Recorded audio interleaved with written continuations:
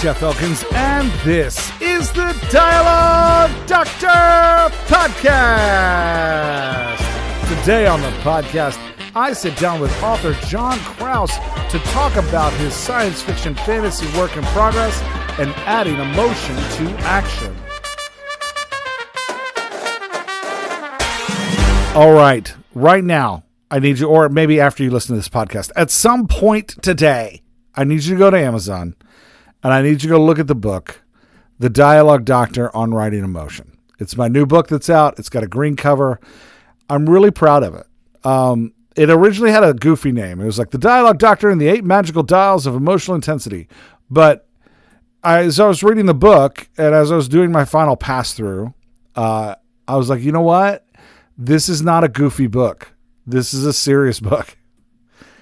And I got to say, this book, much like what I did in The Dialogue Doctor Will See You Now with character voice and explaining the dialogue Daisy and talking about cast arrangement, this book proposes that same level of theory of like, hey, let's change radically how we look at this thing when it comes to creating an emotional journey for the reader. So the proposition I give you in the book is that we focus too much on plot and we don't focus enough on crafting an emotional journey for the reader. And so the book is all is me talking about 7 different ways to craft your reader's emotional journey. In each of those ways, I give multiple tools you can use at both the scene level and the larger story level.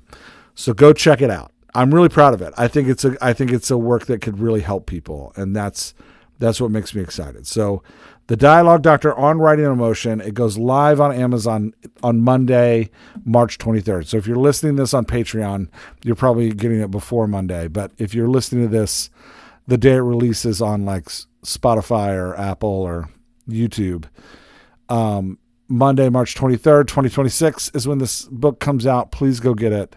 I'm really proud of it. Again, I think it's a new way to see how we write and edit story, and I think it's going to empower you. And it is very much, when I come to a story to edit it, this is the kind of stuff I'm thinking about. As you read it, you're like, oh yeah, these are the tools he talks about all the time. So, and next week I'm going to do an episode where I talk about one of the tools so you can kind of see what's in the book, but please go check it out. I'd really appreciate it. The ebook's live today. I'm not sure when the paperback goes live. But it's definitely going live this week. So you can get the paperback too. But yeah, go check it out. I'd really appreciate it if you go give it a look. Okay, I think that's it for community updates. Don't forget to, speaking of things to check out, go to dialoguedoctor.com and click on the events button. We've got a conference coming in August, y'all, and you got to come be a part of it. We have amazing speakers. Inez Johnson speaking. She's a romance writer who's written, over 100 romance novels. We've got Leslie Penelope speaking. She's an incredible science fantasy fiction writer. We've got JP Lauren, I'll be there, and then my screenwriting mentor, Sean Paul Murphy, will be there to talk about turning your novel into a screenplay and what that takes. So please come to the conference. It's going to be August 22nd and 23rd in Baltimore, Maryland. I'm super excited about it, and I'd love for you to be a part of it. It's our first large conference we've ever put on. I would love to see you there. I will be there. I will be there, and I'm going to make the family work the conference. It's a family affair. It's a family affair. Yeah, it's all the kids are going to be there working the conference. So you can come meet us, come hang out. We're going to have a great time. August 22nd, 23rd. We're calling it the Fiction Makers Conference. It's all focused on craft. We're not talking about marketing. We're not talking about the different forms of publishing.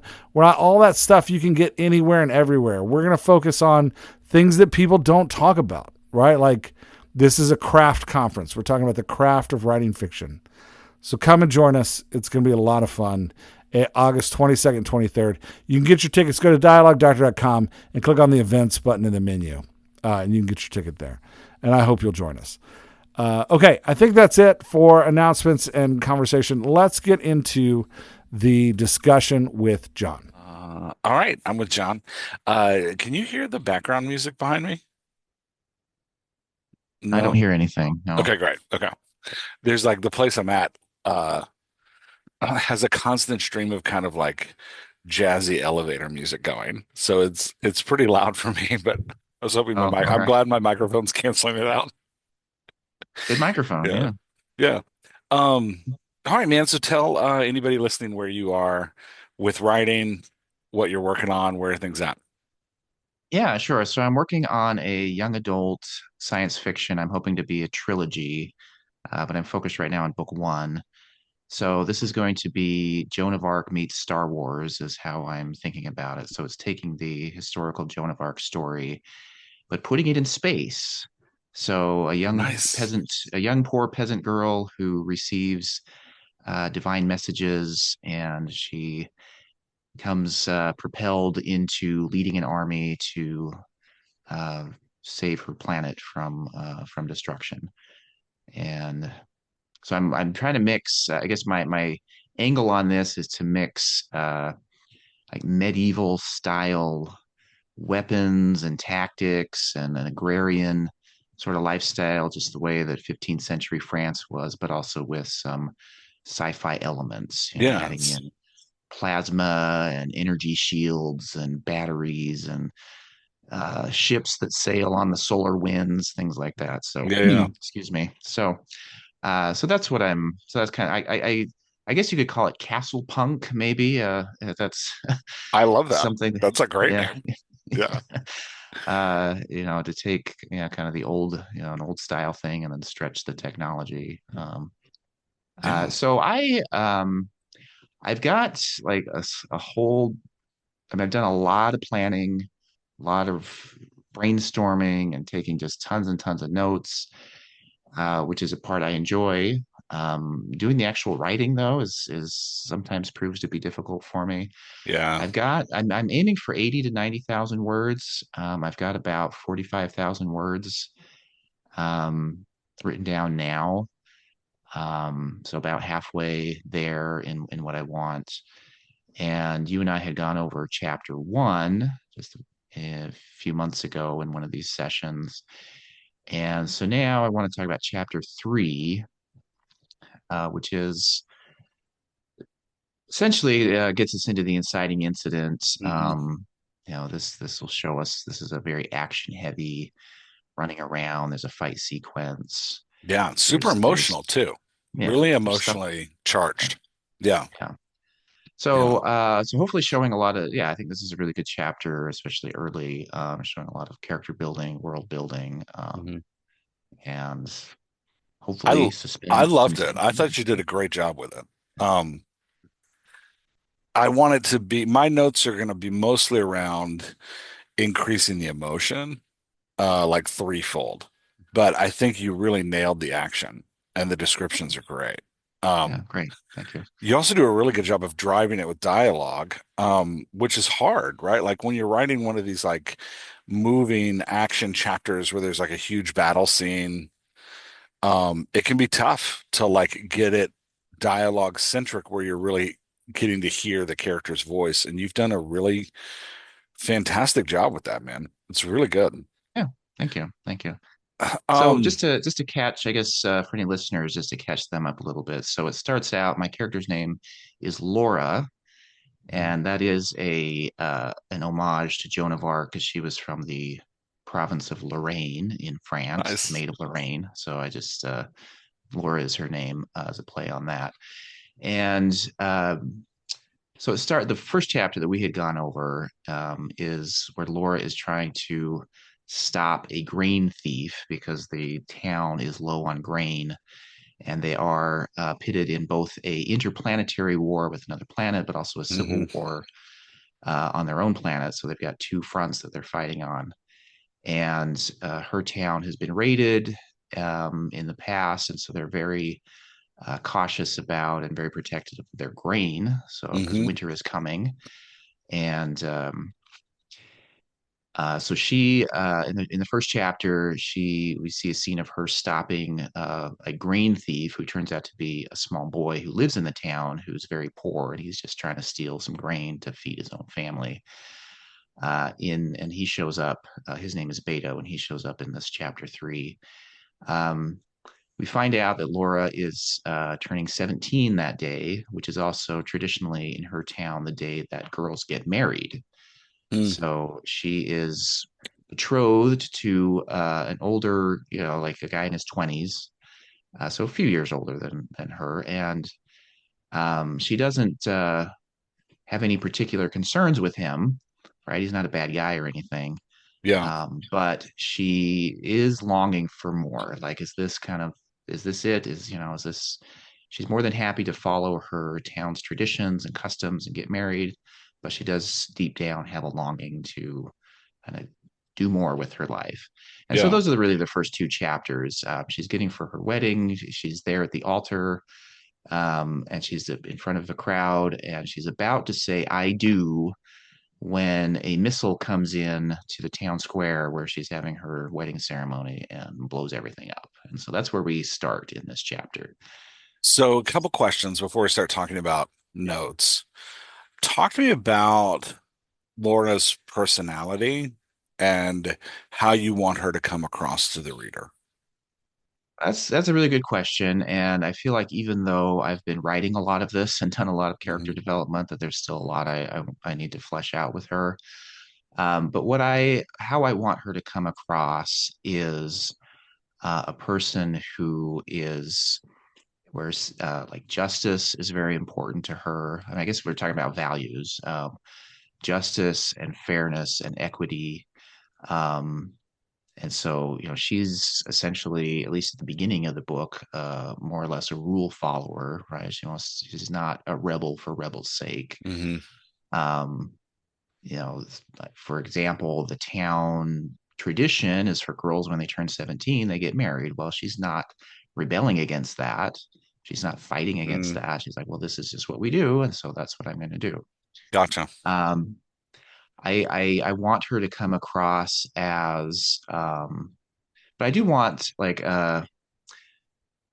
also just she does have a fighter's mentality. She does want to fight hard for Mm. the values that she has for justice, for peace, right? She doesn't like being in this war. I mean, she wants to have a peaceful life. And so when the time comes, when she's presented with opportunities to fight for justice, fight for peace, that's when we see she's really just goes all in. Okay. Um, so does Right that now, help answer? it does. It helps a lot. Well, because part of what I want to talk to you about is how to like increase the emotional like saturation of these big scenes you have where like her hometown is being destroyed or she's being hunted or increasing her emotional journey for the reader a little bit so that the reader doesn't just like enjoy the descriptions and plot of these scenes but really feels them. Does that make sense? Yeah, and I do want to have that come across. So I'm writing this in first person present tense, Hmm. and I do want that to be a very close, a very deep point of view, and so that as people are reading this, they're not just being an observer; they Yeah, actually are the character. I they're want them living to it. be yeah, I Yeah. want them to live it. So How do you, so right now she comes off as very strong and very brave. Um, and definitely the fighter ethos is coming through. She also comes through as a little stoic, which I don't think you're intending. I think it's just happening because um of the scene and how big it is, and because she's not vocalizing a lot of her emotion is internal, not external, which is what's making it feel stoic. How do you feel about that stoicism? that may be a thing, that I would agree with. That I'd want to play around. Well, play around with that's the right word. To develop better, Okay. to really determine, is that what I want out of my character Laura, or do I want, I suppose, the opposite of stoic? Because she can be very playful. Hmm. She's pretty sarcastic at times. She has some zingers when people are, insulting her or pushing Mm. back on her. She'll have some zingers back at them. So I do want that to be consistent, right? I don't want Okay. to. Um, but yeah, for the most part, I would agree. She does come across as, I mean, she's not a goof off. No, she's not a goof It, off. Yeah. Um, in the two scenes I've read, she does a lot of action alone. Not intentionally. She just happens to be alone when things happen. How do you feel about her either talking to herself or offering some kind of verbal prayers? Sorry, verbal what? Prayers, Prayers? like speaking to a deity as she goes. Like, how do Oh, you feel? okay. Because we need her talking out loud more, but she doesn't have Okay. anybody to talk to. So we either Okay. need her like muttering things to herself, or we need her like saying little small prayers here and there. Okay. I was thinking about that as I was reading through your notes. I guess let's talk about that and see what the pros and cons are. Because I guess on the one hand, for me, since this is first person, present tense, and I want to write this in more or less a stream of consciousness style, Hmm. where she's not stopping the narrative to Yeah. explain anything to a reader, right? She's just like, this is just thoughts going through my head and anything I'm already familiar with, right? I don't need to stop and explain to anybody. So any words are already words that are going through her head. So for her to like Hmm. talk out loud or quote unquote say something to herself, I guess I'm just seeing it like everything is her already talking to herself. There Um, is a emotional weight given to verbal expressions that don't have content, but just share emotion. So, for example, let's just look at this first line. Everything is burning. Flames leap up from City Hall. Screams and cinders pour from the windows. Having her say here, like, you know, yeah, oh my God, I said out loud, or oh my God, I muttered to myself, or like, even just putting it in quotes, oh my God, right? Like that doesn't add any content. And I don't know if those are the right words. That's just the phrase that comes to mind at the moment. It doesn't sure. add any content, but it allows her to vocalize the emotion she's feeling. And what it does is Yeah. it brings more weight to the body language you have following. My left hand shakes violently. I grab it with my right. I have hands. Good. Fingers are all intact.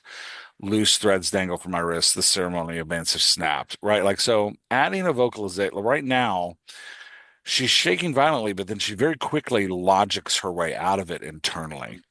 Does that make sense? So Yeah. adding an Yeah. emotional vocalization here allows her to express the emotion out loud, which is something we naturally do as people when we're like in danger. So, and if it's not, oh my God, like, screams pour from the windows, what's happening? I say, right. And you can even be like, what's happening? I whisper to myself, or like, this can't be real. I say to myself, right? Like that kind of like just emotional utterance allows more emotional texture to these moments. And that's what Yeah. we want. Okay. That's what I want you to pull in here is that emotional texture. Does that make sense? Yeah. No, that does make sense. Yeah. I mean, a bomb hits, you're gonna say something. Yeah, like Yeah. people are gonna be like, "Oh Jesus, oh Jesus, oh Jesus," right? Like they're gonna do so. If there's a deity, because you're basing her off of Joan of Arc, which is a inherently religious story.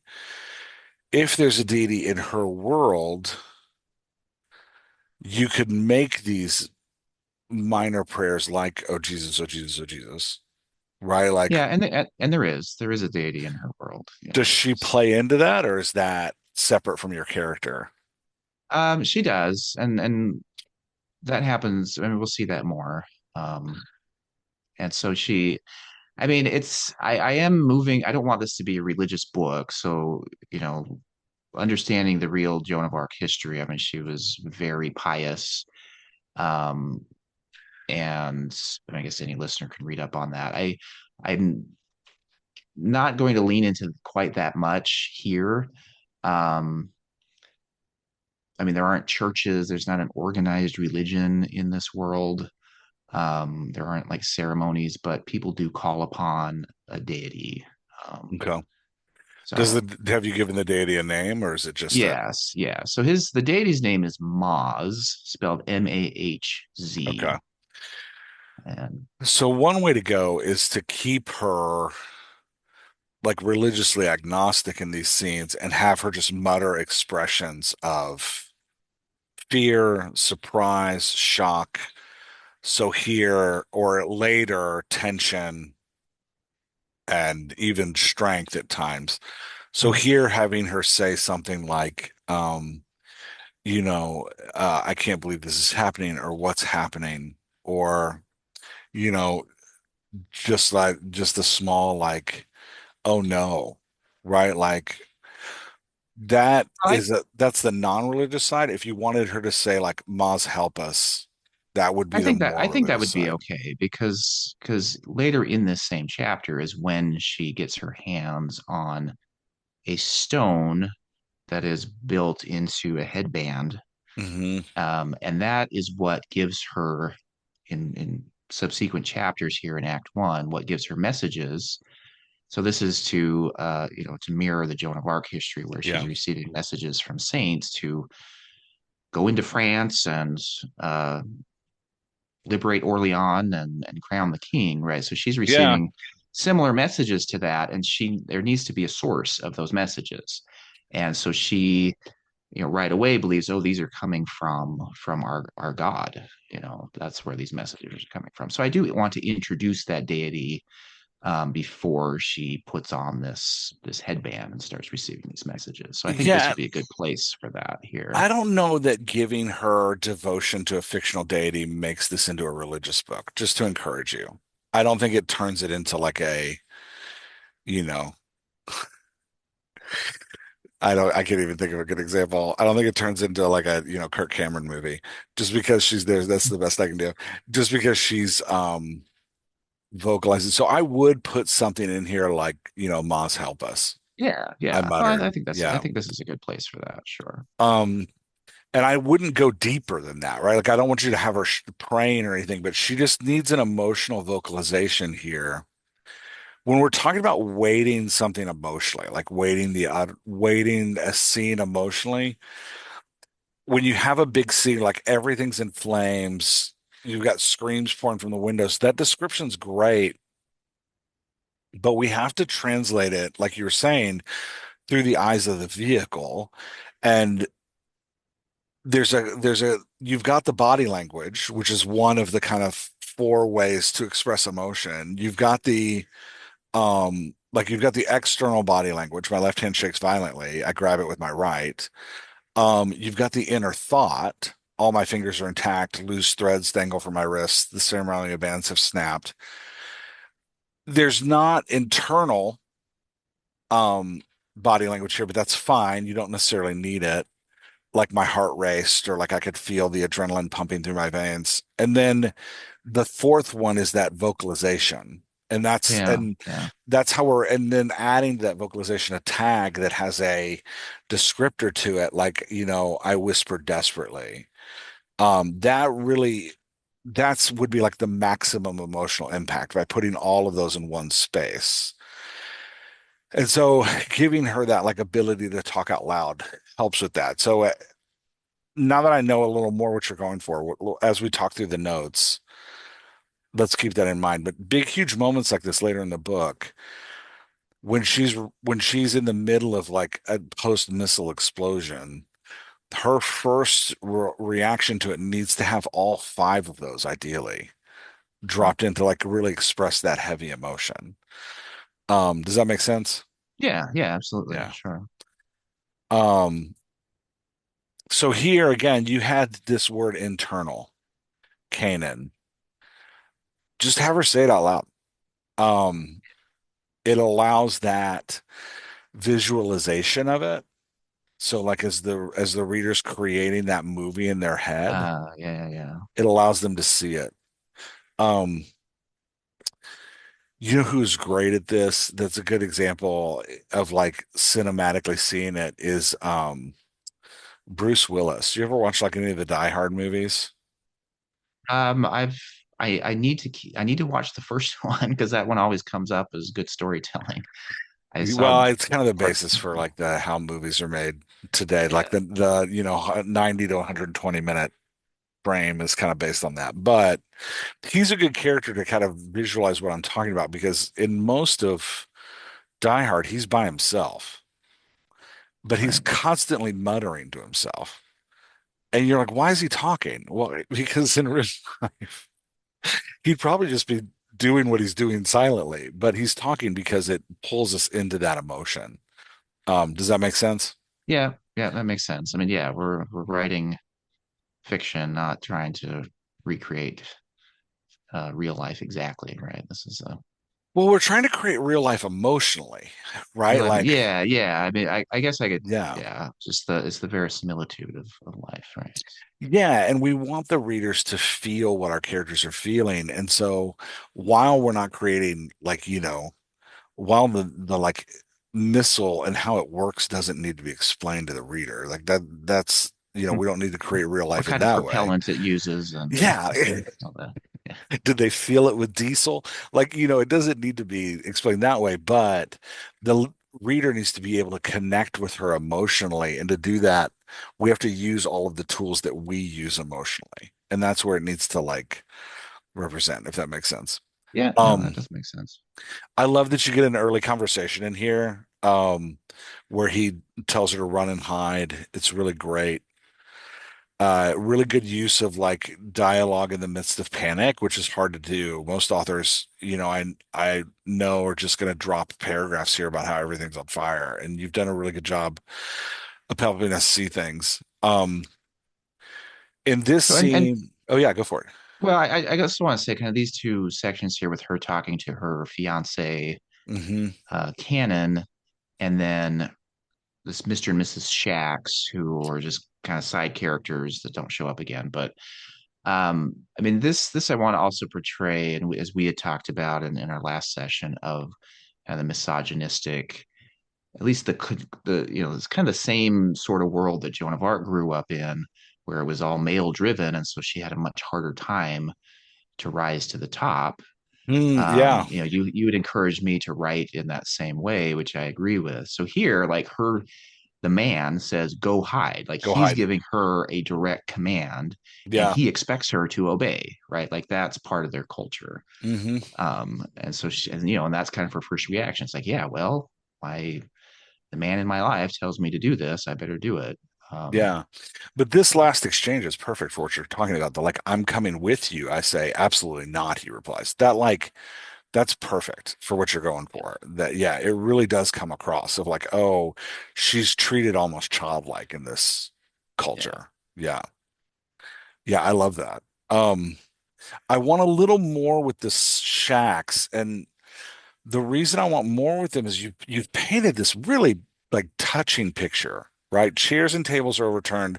Most of the congregation has fled. Mrs. Shax is limping, leaning against Mr. Shax, who's hurrying her along across the square. I run over and grab Mrs. Shax's arm. So this image of like this older couple than her really brings the humanity to what's happening, right? Like it's not just buildings burning, like people are dying, and it brings this like really intense. And so I want you to spend another couple beats on it, um, just to show kind of the like helplessness of the situation. Does that make sense? Yeah. No, I Yeah. agree with that. Yeah.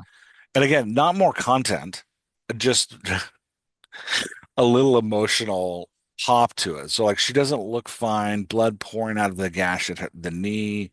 They won't make it out of the square. And then so Laura said, "Let me help you." And they're like, "No, Laura, we'll be fine."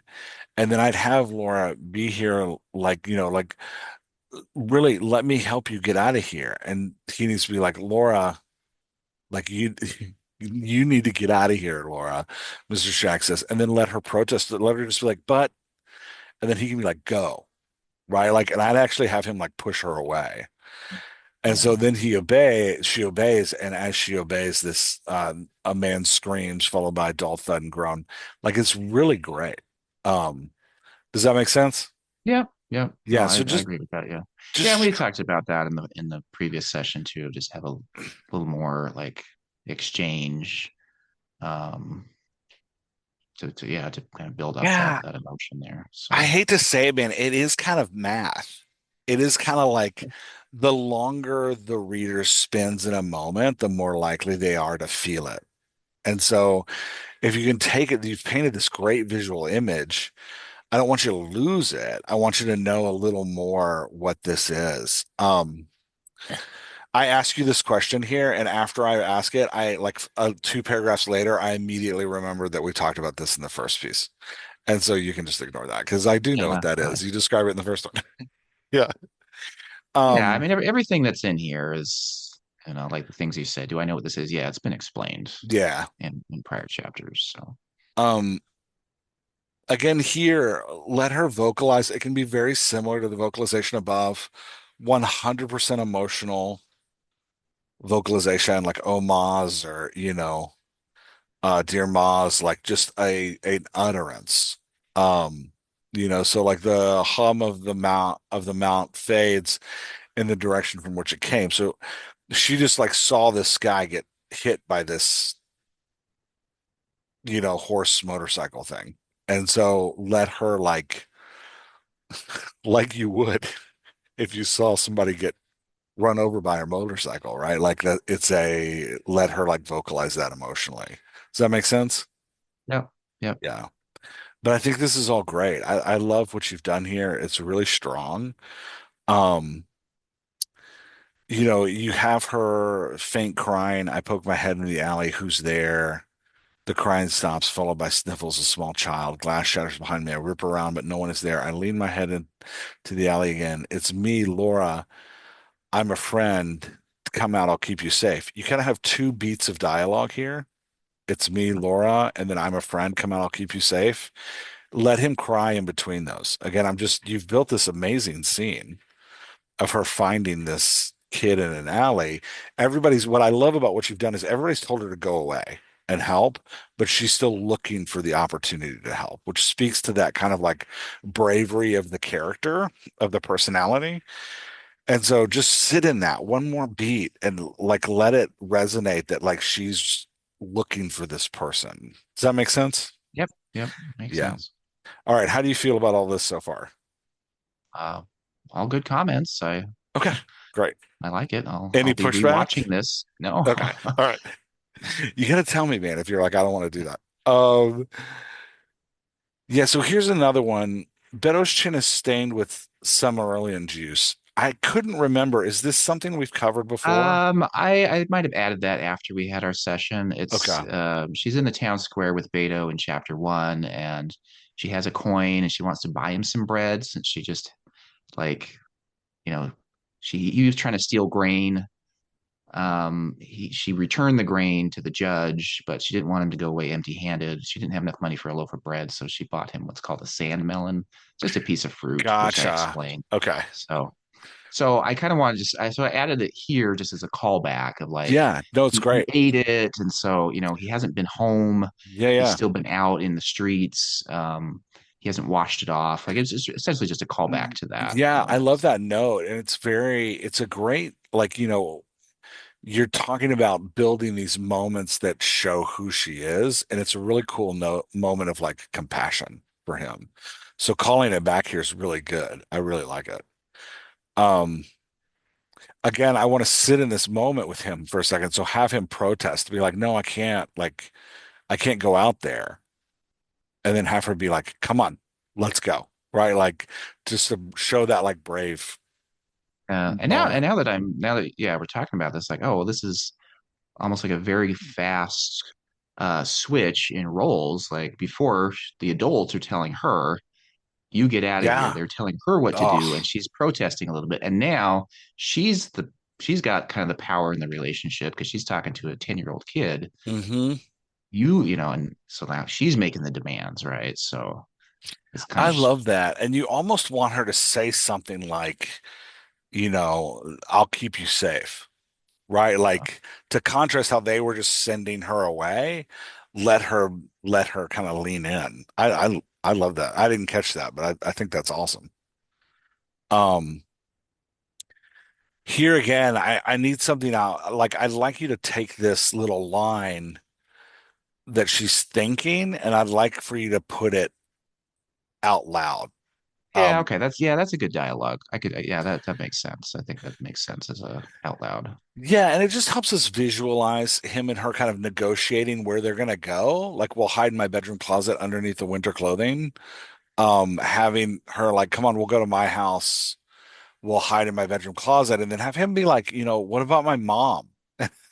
And then she can like stop short his mother. She has two small children, but like let him trigger that thought. Um, and then I love this. We'll hide in your house. It's so great. Like this is all you've written such a great piece, man. I'm pumped to see the rest of the book. So it feels like as they're getting outside of town, chaos is kind of dying down. Is that a true Yeah. interpretation? Yeah. Yeah, it's a small village, and so Beto lives kind of in the slums of, for lack of a better word, kind of, just a rundown shack that we'll see here in a few paragraphs. But Mm. yeah, maybe half a kilometer. And I'm using the metric system in my books to make it a little more Nice. sciencey. Yeah. Um, so I don't think I say exactly how far it is, but maybe let's say half a Yeah. kilometer outside of town. But yeah. It's very, And very so castle punk of you. yes, yes. But yes, that is the intention, is that kind of the screams are dying down. They're kind of out in the open, out in the field. There's no fire out there. There's no Mm, enemy out there. It's just the two of them running from the town to Beto's little shack that's at the side of hmm a hill outside of town. So Okay. I'd add a couple lines here about like, the screams and the noise are dying down, but the yeah, smoke of the fire is still filling the air. Does that make sense? Like something that yeah, shows that yeah, like we're getting away from the like heart of the action, but the evidence of the fight is still present. yeah. Um, Okay. and then in a second, she's gonna hear the baby's gonna be crying. I'd go ahead and set that up here and be like, in the direction of his cabin, I can hear the faint sound of a baby crying. Um, because then here, if she says, if I can hear the baby out here, so can the nullators, go ahead and have her hear the baby before she has that thought. Mm, yeah. Okay. Um, Okay. again, just to bring us into the experience she's having, because like we want to hear what she's hearing before she explains why it's causing like Yeah, no, I anxiety. that makes sense, right? It's kind of Yeah. emotion. Here's what I'm feeling. Here's what I'm kind of my initial thoughts, and then the hmm logical, what does this mean? Probably comes a beat or two after. Yeah, Um, and again, it really does speak to her kind of like this is one of those things where, I said in the beginning she's coming off as very brave and strong. This kind of like compassionate, I'm going to take this kid home, but then she immediately thinks about, what might happen if things stay how they are. And so it's a good in a very protective way. It really does paint her in this kind of hero light, which is I think awesome. It's really well done. Um So this is all very well written. They enter the house, Beto's mother, and you've already set up in chapter one that Beto's family is kind of starving to death. yeah, And that Beto's mother is like, not able to feed the baby. And so now we see that. And man, you do a good job of like painting the picture of her lying on a mattress, not able to move, gaunt with purple bags under her eyes. She stares at me. It's so good. Um, Again, when Laura sees this, give us her like verbal emotion. emotional reaction. To like what she again, in modern days, you'd imagine somebody walking in that house and be like, Jesus, like, whatever that's gonna be in your world, that like utterance of, you know, Yeah, shock, terror, she's pain. gonna be she's gonna be shocked. It's like she knows, and the reader knows because Yeah. Beta was told us, the reader, in the first chapter, what what he's going through, but Laura hasn't seen his mom in many, many years. And so, like, the last time, I mean, I don't say this, but like last time she saw her, maybe, it was years and years ago, maybe in town. Now, here's his mom, an adult woman lying prostrate. It's like, that's going to be a Yeah. shocking image. So, okay. Yeah, And you I can paint have it her feel again. that. This is that like building that weight in the moment. Like the description is so vivid. and you've got her inner thought. I want her vocalization and maybe even internal body language. Like, my heart jumped into my throat, or like, I felt sick to my stomach. Something that like shows us like, okay, this is happening internally to me as I'm just to build this emotional pain of the moment. Um, yeah. But it's really, any other thoughts about that? It's good. Yeah, okay. It's very well done. Again, man, whenever I edit with you, I have very few notes. You're right. It's so good. Um, and here's another one, right? Like, so she thinks if we survive this, be speaking to the judge about getting the family additional help beyond the ration. And then she's like, I don't have any mothering skills yet, but I can try. I take the baby from Beto's cradle and cradle him in one arm. Go ahead, because she's in this room with the mother and the sister, and the mother's kind of more an object than she is an actual participant. And the sister and Beto and the baby, go ahead and have her say, like, we need to keep your sister quiet. And then she can pick up the baby. It's not adding content, it's just her vocalizing what's her fear around what's happening. Does that make sense? Yeah, I mean, as I was reading through these notes here, and I think you've got a similar one Hmm. a couple paragraphs down. I was like, well, I don't want to, I guess for the reader, right? I mean, it's pretty obvious, right? A crying baby out there. Like, I don't need to tell the reader that she needs to keep No. the Yeah. baby quiet. So I was like, so I was thinking, like, is that really necessary to have her say that? Because it's pretty obvious, you know? It's not about telling the reader what she's doing. It's about expressing the emotion behind it, right? Like, that like, we need to keep the baby quiet or they're going to find us, right? Like, and then giving her again some internal body language there. Like, we need to keep the baby, my heart raced, my heart raced with fear. We need to keep the baby quiet or they're going to find us, right? Like that kind of like expression allows us to sit in this moment, not just logically, but emotionally. Um, Okay.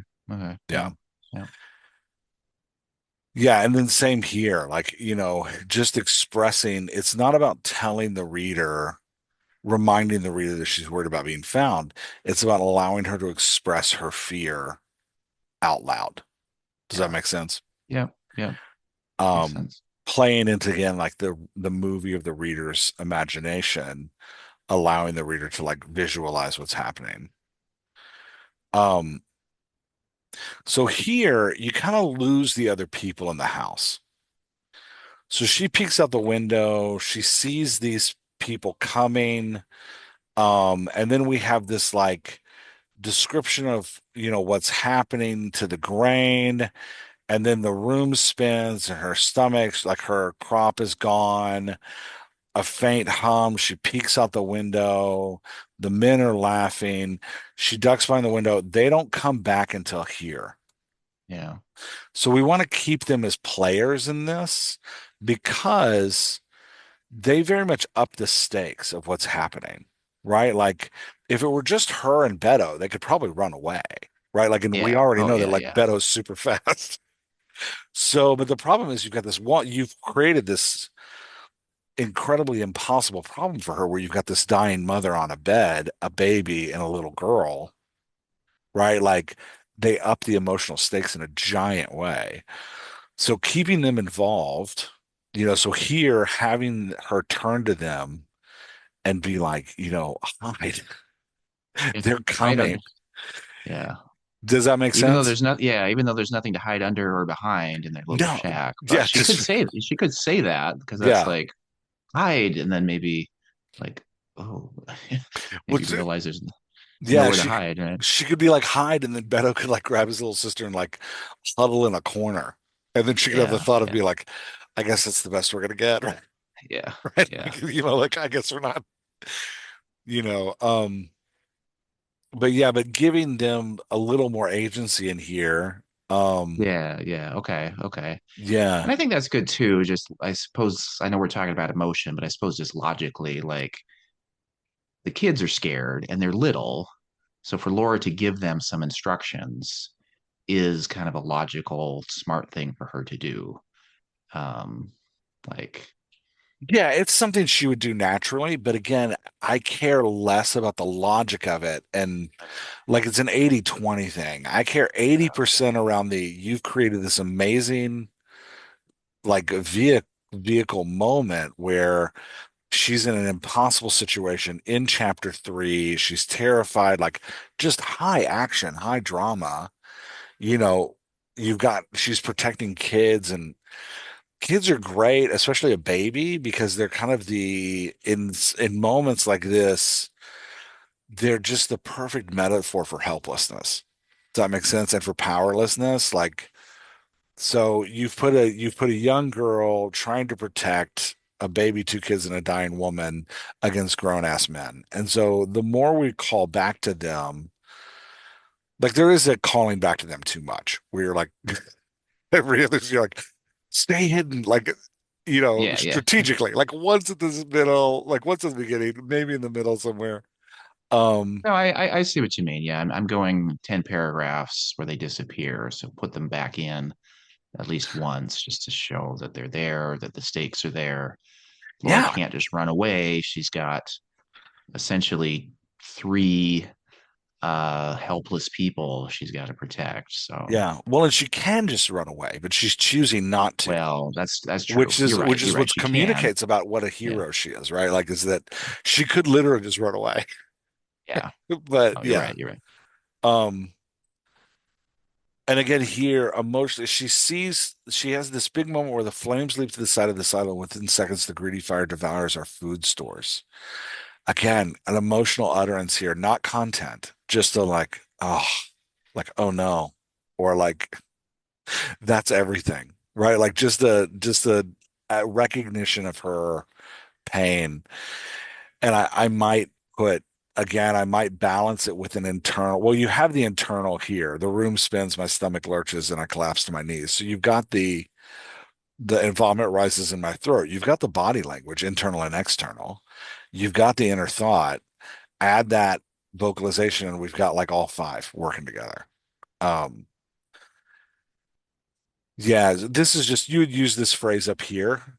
Um, I liked the rule of three down here, our meager crop, our winter storage. I liked the Oh, yeah, yeah, getting the rule yeah. of three, so I stole it from up here and put it down there. That's what I was thinking though. And that's, I don't know. I always feel like I like threes, but I don't know if that's actually something anybody needs but me. So do it then as you will. Yeah, yeah. Um, yeah, and then here she jumps into action where she's gonna run out and go deal with this guy. Um, and the men are coming closer. I'd give her another like moment where she turns. This is where you want to bring that family back in, and Yeah, okay, okay. she wants to turn to them and be like, "It's gonna be okay," right? Like, and you could even have her like turn to them and whisper like, "It's gonna be okay." I lie as I look at their like terrified Yeah, no, faces. Yeah. that's a good no, that's a good point. Like, so the contradiction in what she says versus how she's actually feeling. Like, Oh she's yeah. feeling we're doomed. I mean, this is it. We're done for. But then she turns to him and says, "It'll be all right." Yeah. I think that's a good line. Yeah, I think that'd be a good place to put Yeah. that. Um, and again, here, vocalize it, have her whisper it. I duck below the window and press my fingers to my lips. Please keep the baby quiet. Like this is Yeah, have her say it out loud, right? Like you've got it in there. Use it. Uh, this is all great though. The men get closer to the house. I mean, the tension you've written is just they hear the baby crying, like it's just rising. When he says, I heard something, a second voice laden and abrasive, it must be Runk, a baby crying. I don't need her to speak here, but I want her to look at them and I want them to look back at her in just utter terror. Because this you've built to this place where like this is what she's been trying to avoid is like don't let them hear the damn baby. And then oh yeah, all of a sudden he's like, I hear the baby. The two kids and her should look at each other in just total terror. Because like the worst case is happening. Does that make sense? yeah, yeah. It makes sense. Yeah, Yeah. And then you pull it back here, which is great. So give me the terror here, because this is where the terror really hits, and just sit in beat for a second. Um, this is just me playing around. I don't know if you want to take those notes or not. I was just having a good time. Uh, again, here, like, leave it. The leader says, let the squeaky voice protest before the leader says it's abandoned. There's nothing of value here. We're heading back. And then the boost on the way I let out a breath, and then have her again look at your emotional trigger that you've already set up in the room. How do Beto and his sister respond? Like, is Beto like what's his response here to the fact that they sound like they're going away? The more relief you show here, the more you pay it off when one of them turns around. Does that make sense? Yeah, no, that makes sense. Yes. They Yeah. breathe a sigh of relief, like, oh, we're safe. And then, oh, nope, we're not. Yeah, breathe this like I let out a quick breath and then like have her like I look at Beto and his sister and they both smile at me cautiously, like, are we all right? And then I peek out the window again, and then here comes the squeaky voice back. Yeah, here you have this like, of course it must be behind the hill. Like she's just like, of course that's it. I'd have her. Beto lives right there, and he was hunting for grain in chapter one. So I'd have her look at look at him and have him be like, I don't know, like because if anybody's gonna know where the secret storage is, next to That's a his good point. Yeah, house. that's a good point. I hadn't thought of that. Yeah, Yeah. that's a good point. I wouldn't have him know where it is Yeah, because if he knew where it was, he wouldn't have been like running all over town in the first yeah, chapter trying to steal it. So yeah, but I'd have her look at him and let them have a little interaction here where he's like, I don't know. Um, but yeah, but it's all fantastic, man. You've done such a great job. But then here again, I slump to the floor, close my eyes, and strike the back of my head against the wall. I can't do this. Den, I need you. Don't leave me. Don't leave us. And then have a kind of emotional, let her say something out loud. She could even mutter this out loud. Um, yeah. So just a little bit of background on that mhm. line, Yeah. and why I'm bringing that in here. So Den, Den, that is Laura's younger brother. So Laura is 17, Den is 15. And in chapter two, which we haven't gone over, that's where Den is introduced. And he is telling Laura on her birthday, on her wedding day, that he is joining the youth regiment to go fight in the war. And Mm, she puts up a huge fit about it. Like, I will not allow you to do this. Right. So that another, it's kind of this power yeah, dynamic yeah. again. She's the older sister. And so now she's telling him what he can and can't do. Well, the two of them, Den, the brother, and Laura, they had an even older brother who was forcibly conscripted into the army years Mm, ago. okay. And Laura actually, as a little girl, watched it happen and she couldn't do anything about it. So this is a flashback scene that I put later in the book. Gotcha. Like, this is her wound that she's dealing with, Okay. this feeling of powerlessness, um, that she's going through right now. And it's like, Dan, don't leave us. Like, don't leave the army. Don't leave to go join the army. Like, we need you right here, right now. Like, I so didn't get that. I'm glad you're that's how explaining she's that. feeling. Yeah. Yeah, I would make that a little clearer just with a couple more words. Yeah. Okay. And I'd say, like, I'd slump to the floor, strike my head back against the wall. I can't do this. And then I'd add a phrase like, um, I remember being on the floor like this before. And then put in quotations, then I need you. Don't leave me. Don't leave us. And then have her like slowly, I open my eyes. But make sure that we know that this line, then I need you. Don't leave me. Don't leave us is a flashback. Does that make sense? Because I didn't get that. I thought it was just a like thing she was thinking at the moment. Um, Yeah. So the older brother, years earlier, which I'll show as a mhm. flashback, like, he gets forcibly conscripted into the army, and then the family gets a letter 2 months later that he was killed in battle. Hmm. So she, now has that worry of, now my younger brother wants to go off and fight this endless war. He's going to die in battle too, right? So, like, she is Yeah. trying to do everything she can to prevent him from doing the same thing that her older Yeah. brother got into. So, And does this line, "Did I don't need you, didn't leave us," is it something she's already said to him or something she will say? um, I guess those exact words. He shows up again in chapter 5. Okay, but No, I think it's the she's next. No, I think in the next chapter, okay. she Den shows up again. He's like, "Hey, the regiment's moving out. This is my goodbye." And they have an emotional moment there. Okay, so I might have her instead of Den, I need you, Den, don't leave me, don't leave us. I might have her, if it's not a direct quote from an earlier scene, I might change it a little bit and have her like actually say to herself out loud, Den, where are you? Why did you leave? It has the same effect, but it doesn't have this kind of mysterious, like what's happening here. Um, I'd probably put that in her vocalization. So like, I hit my head against the back of the wall, period. I can't do this. Open quote, Den, where are you? I whisper to That's that, myself, and yeah, then, that's something she could whisper. Yeah. yeah. And it saves you from having to like whisper to God again because she's like, it's the problem with these like extended emotional scenes. You're like, how do I keep conveying the intensity of emotion? Um, yeah. And then here, bring Beto back in again. Like she just, she thinks I need a weapon. Say it out loud to the people in the room, right? Like, I need a weapon. And have Beto be like, yeah, the baby? Like, what weapon does Beto have?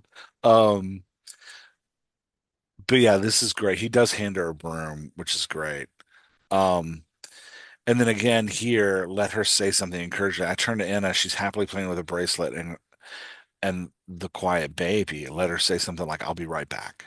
Right? Like, um, or then Oh here, yeah, that would be a good line. I'll be right back. Yeah. yeah, I'll be I'll right be I'll back. I'll be back. Yeah. Yeah, and then to Beto, she needs to look at him and be like, hey, be brave for your sisters. Right? Like, and this is the like hero trope moment where they're like going out into the big bad world to like defend the defend the helpless.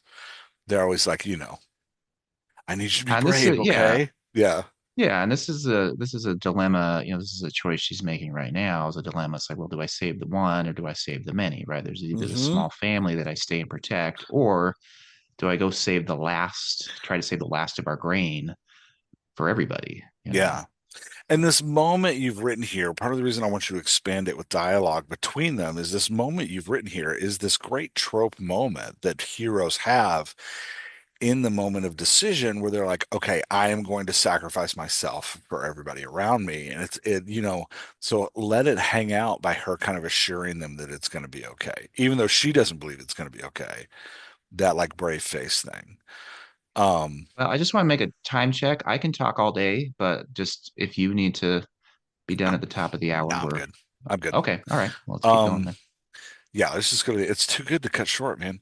Uh, Here, this is where she needs to say, like, damn it. Like she needs whatever the version of that is in your where because she's trying to sneak up on this guy and then like being barefoot.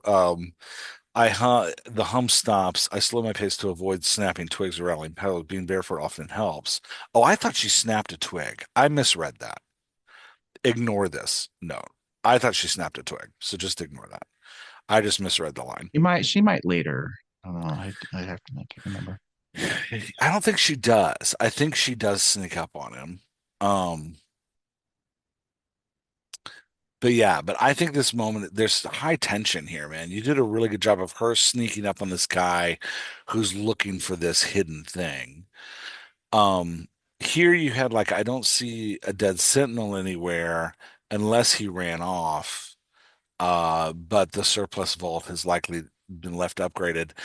I was trying to lead a little more with her trying to figure out a mystery, right? Like so like he probably ran off, which makes her like unless there isn't one posted here, it's kind of trying to add more of a questioning vibe into her logic around what's going on. Less assurance, more like trying to figure it out. Um I mean, if she hadn't known where it was, she wouldn't know if it was supposed to be guarded or not. Like it's yeah, all brand new to her. So yeah. And so trying to get that like, this inner running monologue you have going is really great. And it brings a good um oh here she snaps a twig. It brings a good like intensity to the moment as she kind of processes things. It's a really great way to do, like you were saying, that like, stream of consciousness world building. Um, I think you did it well. Yeah, here she snaps a twig under her foot. When she ducks, I might have her like, if you have a version of damn it in this world, I might have her say that to herself. Um, because it's a little kind of like emotional self-reflection of like, oh, I can't believe that just happened. Um, yeah, this is all great. Um, again, just slow. I grip the rod tightly, just slowing it down one more beat, maybe even having her vocalize to herself. Like I like have her think like it's now or never, and then have her say, like, whisper to herself, like, you might bring back the religion here and be like, Maz, help me, or like have her like just mutter to herself, like, here we go, right? Like, this is kind of like, but stretching this emotional commitment where she's going to come out from hiding, um, to attack this guy, if that makes sense. Um, yeah, and then so then we're going to get into the battle. Any thoughts about that? No, up to this point, no, that's good. Okay. Good. Um, Um, Here you get into the battle. You do a good job of keeping it back and forth. She does, he does, she does, he does. It's a great like interaction. I'd let them talk through the battle to themselves or to each other, right? Like, oi, gonna be the big hero, you think? Or I grab the rod and I scramble to my feet. I aim for the keypad. I can smash the controls. I'd let her say something here, like, that's right, and then like have her do her thing. Or if she's feeling um she's feeling less sure of herself, she might be say like, I'm gonna try, right?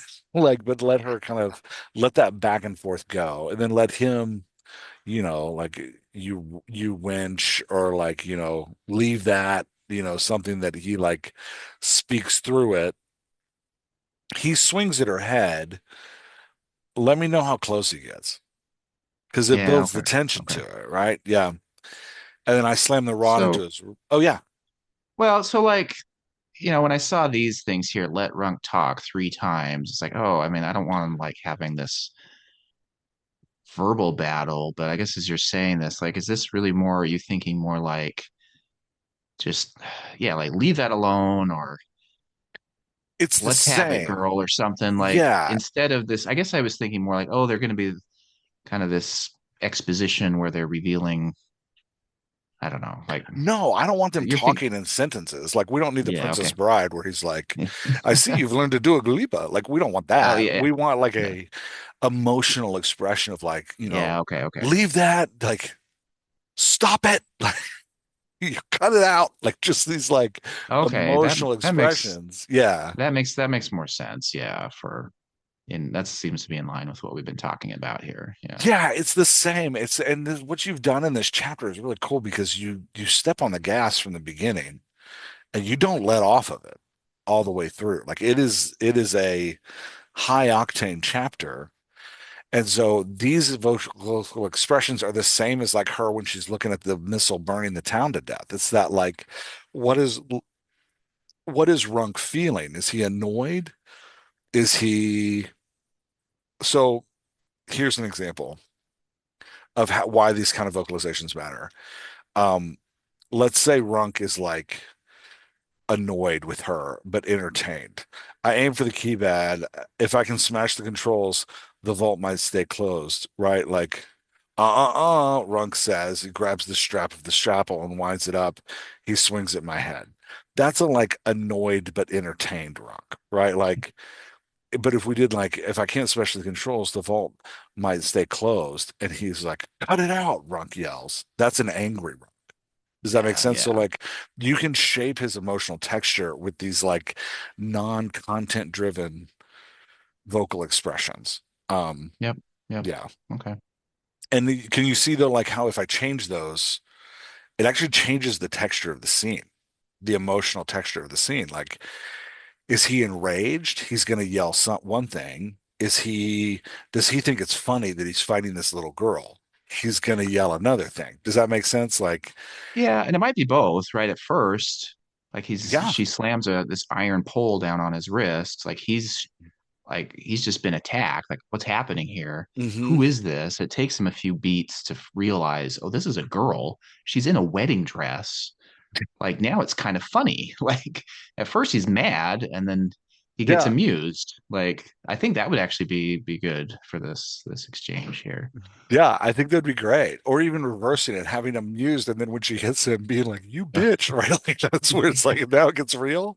Like, it's that kind of like, but that all Yeah. comes out of these little back and forths, right? Like, and then Yeah, because like here down here at the end of the page, like, good evening, pretty. You dressed up for the party. Like, so he's kind of amused there. I mean, that's kind of he an is, amusing yeah, yeah. So moment. I'd have him amused up here, like, Yeah. yeah. I think that's great. Um, yeah. I don't think I had any notes for you at the end. I think you really do race to the end, and it's good. Oh, here again, like just vocalized celebration, right? Like my broken ankle gave me a good push, but the leg is now a fiery pool of white heat. I collapse to the ground and scream in pain. That yeah. Um, I don't know what there is to I don't know why I celebrate. said to celebrate. Ignore that. What am I talking about? Yeah, breaking her leg to celebrate. Ignore the celebrate. But I would have her vocalize here that like what's happening. And again, just to add to that, like you've got the external, the internal, the like fiery pool, the non-verbalized and scream in pain. If it's not in quotation marks, we tend not to hear it in our imagination. So you might like, I don't like this, but some people will put like in quotation marks. I'd rather the scream in pain and then let her actually scream some words. I don't know why, but ignore the celebrate. That's weird. Uh, but yeah, and then here, this is where a voice starts to call to her. I really like it. I'd have it happen more than once. Does that make sense? Yeah, yeah, you added a couple extra in there. Yeah, because you mentioned it like Beto, I'm coming, almost there. Laura, someone's calling me. A whisper, calm, not Beto. I don't know who the voice is. The voice is hollow and distant. If you have the voice call over and over again, it again just forces that voice into the reader's imagination and makes them picture and feel the scene a little bit more. Um, I think that was it. I don't think I had any more notes for you. Yeah. Oh, I'd give the voice one last line here at the end. Just to kind of pull it back. But Okay. Yeah. yeah. Amazing scene, man. I think you did Yeah. a great job with Thank it. you. Yeah. Thank you. Anything else with it you want to talk about? Not this one in particular, but I mean, if you got some time, I did where I'm struggling with later chapters in the book is other fight scenes and battle scenes. Mm, Um, but specifically, what I wanted to get your opinion on was like how to do a training montage. Okay. So Laura is she's a farm girl, and by the end of the book, she is leading planet's army into battle. And yeah. so she needs to learn and develop those skills throughout the book. And so I know that I need, like, okay, I do have a scene where she's working, fighting with training with a quarterstaff and then a pole axe. So again, this is my medieval style weapons, Hmm. but they're going to have some sci-fi kind of Elements to them. elements Yeah. to them. Yeah. That castle Um, punk element. I'm going to keep using yeah, that yeah, phrase because it kicks ass. That's a great phrase. yeah. But so like what's the balance between, showing her developing these skills because I don't want her to be a Mary Sue, right? Hmm. And page count, right? I also don't want to have 40 pages of her going through a training, boot camp, right? Because that's, Is she and training with like a mentor? Is there like a yeah, she meets a couple of characters who are going to be like the core trio for the okay? rest of the book. And one of them is an older alien from another planet who's a warrior. And so he's the one who's going to be training her um, to how to use a weapon, how to use a pole axe, how to use other things. So, I'm trying to mirror as much as I'm basing this off the real Joan of Arc story, and Mhm. the history that we have written down, the documented history of her is that she picked up horse riding and sword fighting like super fast, military strategy, like she picked that up super fast. Well, that to me that's very inspirational, but I don't know if it's going to be super realistic for my story here. So I do want to Mm. show that she struggles with weaponry and she's got to go through training. I just don't want to spend like, tons and tons of Yeah. pages on it, because the first chapter to the last chapter takes place over maybe 3 months, right? It's very fast. She just doesn't have time to go to an 8-week boot camp or anything. Um, Is there a moment in her story where they're going to pause and train her, or is it all on the fly? no, there's a couple of pauses. Okay. Early in Act Two, kind of that fun and games beat, the Save the Cat section. There's going to be some pauses where they're going to like having a rest, in between action scenes, and that's where she can, pick up a stick and do some, learn some Yeah. sparring. So you've got the trio is the kind of grumpy alien, older alien. Who's the other Yeah. one? What's their So the other personality? one is going to be her age. Um, I'm still kind of debating how much of a romance I want to put into this, and since this is a Hmm. young adult, but it's going to be a 17-year-old male who is a bureaucrat in training. Okay. He's like, he's like, yeah, he's kind of he starts out as like the lackey for the general in the next town over, but he's like learning to Gotcha. be he's the bureaucrat in training. I guess I don't have any better word for that. So Does he's kind he, of a stuffed shirt gotcha. So kind he of guy. doesn't have the skills she needs either. No, Okay. no. Does the alien know he's training her, or is it all impromptu? Yes. He does Yes, know. Okay. yes. He does know like what yeah, he does know Hmm. um why he's training her, yes. Okay. Yeah. So is he ever reluctant? I'm asking these questions for a reason, I promise. Is he ever reluctant to train her? Or is he all in from the beginning? He's reluctant. Like he's gonna have a little bit of his own arc as well. At Okay. first, he's compelled to join her on this trip to go see the uncrowned king, right? Because again, to mirror the Joan of Arc story, right? She leaves Hmm. Eastern France to go and meet Charles the Dauphin and say, "Hey, God has called me here to tell you to, give me the army." So like during that phase, he's kind of compelled, kind of forced into this. So at first he's like, "I'd rather be doing anything but than this." Yeah. But as the story goes on, he sees what she's all about, and he becomes like her most loyal Okay. devotee. So Perfect. So you want to start like you want to before she's trained, either you can either do it in a moment of reluctance for the mentor or a moment of celebration, right? But he needs to list off all the things she doesn't know. You don't know how to do this. You don't even know how to do this. You don't even know how to do this. What are you thinking? How are you going to do this? Because he's going to state the impossibility of her training, right? Like the thing that comes to mind when we're talking about this is the stupid Disney cartoon Hercules. He has Danny DeVito plays a little like,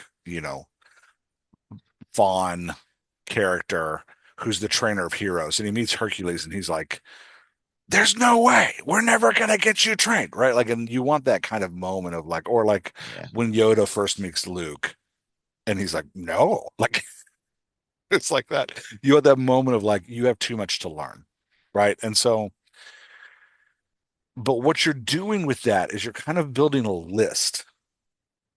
And then if you're gonna do training montages where like she's pausing to learn something, don't worry about complete images or time, right? You want a paragraph where he's like, all right, well, I guess I guess we can pause here for a minute and try to teach you something. And then just jump down a space and have her think like, I never thought riding this horse, I don't, whatever the horse is, I never thought riding this horse would come so easily. It glides underneath me, and then have the third member of the trio be like, she's doing really great, isn't she? and have the alien be like, maybe, right? Like, and then like, but you just need that, like, and that shows me, oh, she's learned that skill. And then like, you can jump down again and be like, his wax with the bow staff, I stand with my feet planted, you know, something just naturally, like the Yeah. rod feels strong in my hands, like something just naturally seems to work here. And, he takes swings at me and I block effortlessly.